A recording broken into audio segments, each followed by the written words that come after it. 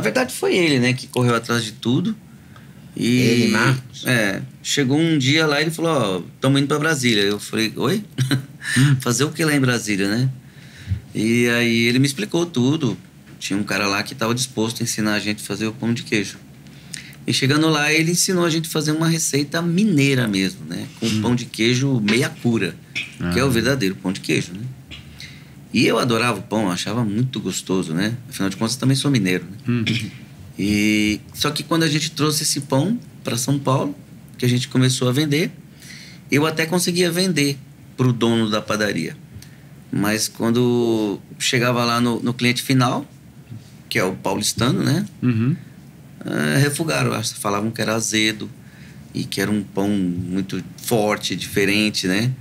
Que era feito com meia cura mesmo. Por causa do queijo meia cura, que tem aquele que sabor é o correto, né? Mais forte. O pão de queijo mesmo é feito de queijo meia cura. O verdadeiro, né? Quando nasceu o pão de queijo. E aí o paulistano não. Por quê? Tem uma história por trás disso. Quando eu comecei a pesquisar, o dono da padaria, que era o nosso principal cliente, e é até hoje, né? Porque a gente precisava vender rápido. E num supermercado, para cada 200 quilos que eu vendo na padaria, eu vendo 10 no mercado. Muita gente não sabe disso, mas é. E aí, conversando com os donos de padaria, eles falaram assim, não, aqui a gente usa queijo, o que sobra de queijo aqui, que eles cortavam, fatiavam, e depois a gente complementa com queijo Minas. Não tinha padrão, né? Não tinha padrão. Entendi. Mas aquele gosto de sobra de queijo com queijo Minas que quase não tem sabor, né? Era uma prática deles também usar pré-mistura. Então eu já comprava uma pré-mistura, só jogava ovo e a sobra de queijo ali, e era o pão de queijo que o paulistano gostava, por incrível que pareça. Estava acostumado a consumir. Aí o que a gente fez? Pegando essas informações, na hora certa a gente foi lá e mudou tudo. Paramos de usar o queijo de meia cura e passamos a usar o queijo Minas mesmo, junto com outros tipos de queijo. Um blend, exato. Em que ano foi isso, mais ou menos? Ixi, eu sou ruim de data. Ele é melhor. Olha, acho que foi em 2017. Você fala 16, da virada? 16, 17. Da virada pro gourmet? Foi praticamente um ano depois que a gente montou a fábrica, né? E vocês faziam o que antes de montar essa fábrica de pão de queijo? Eu era técnico em radiologia, trabalhei 25 anos no Einstein, né?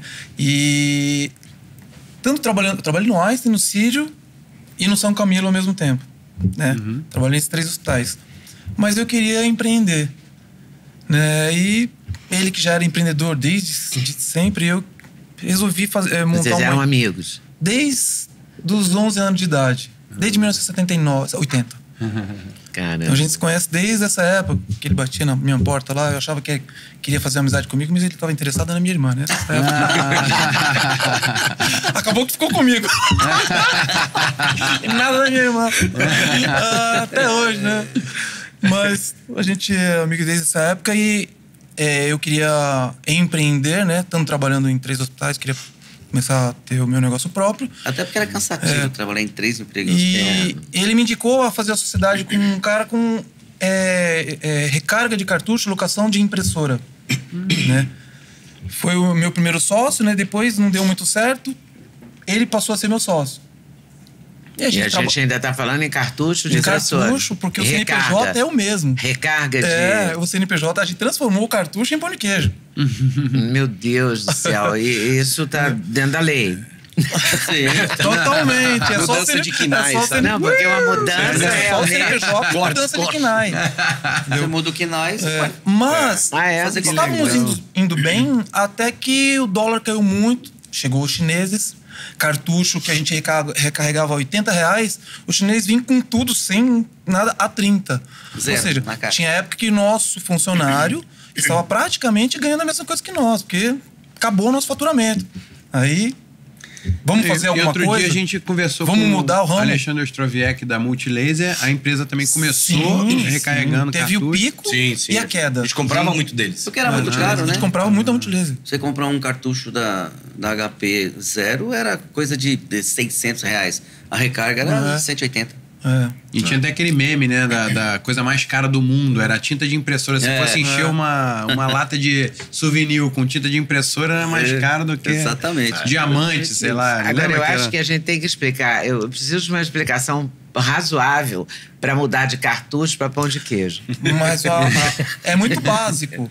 Nós não estávamos mais sobrevivendo com o dinheiro que a gente tirava com cartucho. Sim, mas aí você podia, sei lá, fabricar outra coisa. Você vai fazer pão de queijo. Não, mas aí eu tenho a história. Ele sempre quis trabalhar com alimento. Sempre quis. Não sabia o quê? Na verdade, eu nem sabia dessa vontade dele. E eu, por outro lado, além da empresa que eu tinha com ele de cartucho, eu também tinha uma empresa de transporte. Que era motoboy e carros pequenos. Né? Tipo Fiorino, né? Então, você precisava carregar algumas peças, chamava Fiorino, me chamava um boy. Né? E eu cheguei até 90 motoboys. Né? Tive empresas, clientes como Sadia, Camil, não sei mais o que. Tinha uma construtora aí dessas grandes aí, tudo era cliente meu. Isso dava um pouco de dinheiro na época, né? Além de dor de cabeça. Só que aí, o mesmo problema. Lá no cartucho chegaram os chineses. No motoboy chegaram os aplicativos. Sim. Então, um frete que eu cobrava tipo R$700, os caras faziam por 180. E aí, a minha empresa quebrou em 3 meses. Nossa. E aí, foi que ele... Resumindo, o nosso começo foi assim: ele não tinha dinheiro para tomar uma cerveja. As ruins até tinha. eu não estava ganhando bem, estava incomodado com a situação de ser funcionário ainda e querer empreender. Né? Até porque eram 3 empregos. E ao mesmo tempo, o meu empreendimento estava, que era o cartucho, locação de impressora. E aí a gente falou, vamos fazer alguma coisa? Pela boca de terceiros, mas vindo lá de cima, veio uma voz que falou pra gente, revende pão de queijo. Foi uma pessoa, na verdade. Revende pão de queijo que dá lucro. A gente começou a tentar fazer essa revenda, só que ao mesmo tempo essa pessoa queimou a gente no mercado, né? Falou, mas queimou. Foi tipo assim, Deus mandou ele falar, ele falou. Foi mais ou menos isso. Mas já tinha plantado na nossa cabeça mexer com pão de queijo revenda. Você já queria mexer com alguma coisa de alimentação? Sim. A sugestão Mas você bateu usou bem. também a tua estrutura de transporte com as Fiorinos e tal, ou não? Isso aí Desculpa, também... eu não entendi. Porque você tinha uma empresa de transporte, né? Sim. Com motoboy, Fiorino Sim, e tal. sim. Você usou esse seu know-how, essa estrutura, de alguma forma, para fazer essa revenda de pão de queijo? Hoje a nossa entrega é toda nossa, não é terceirizada. Não, mas você não usou a sua estrutura de motoboy. Só A expertise pergunta ele foi essa. Usou Eu achei que tava falando de Know-how ele experiência. usou muito do know-how. Entendeu? Você entra onde? Quando já existiu pão de eu queijo? entro já um pouquinho mais pra frente. Daqui a pouco história Tá, daqui a pouco você entra, então. Daqui a pouco eu chego. Bom, aí engraçado. começa o pão de queijo. Vocês começaram a revender pão de queijo. Não. A gente não conseguiu. Queimaram a gente no mercado. Assim, quando tinha o pão de queijo era bom, a gente começou a procurar qual pão de queijo que a gente vai vender. Precisa ser um pão de queijo bom e barato, né? Quando a gente achava o bom, ele era caro. Quando achava o barato, era ruim. Quando achava o bom e o barato, a gente só podia trabalhar logística totalmente fora. Até... Só que tem um problema. Eu é que ia vender. Eu sou do tipo do cara que eu não consigo vender o que eu não acredito.